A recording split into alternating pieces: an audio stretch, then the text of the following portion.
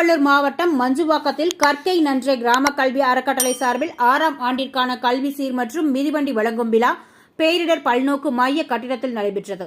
இந்த நிகழ்ச்சியில் வீட்டிலிருந்து தினமும் சுமார் 10 கிலோமீட்டர் தொலைவில் உள்ள பள்ளிக்கு நடந்தே சென்று வரும் பூவாமி கிராம பள்ளி 26 மாணவர்களுக்கு மிதிவண்டி வழங்கப்பட்டது.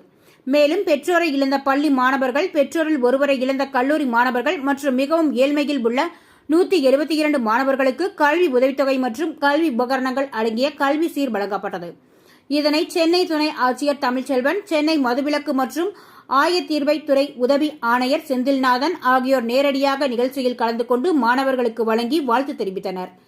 நிகழ்ச்சி ஏற்பாட்டினை வஞ்சிவாக்கம் கற்கை நன்று கிராம கல்வி அறக்கட்டளை நிர்வாகிகள் ஏற்பாடு செய்தனர்.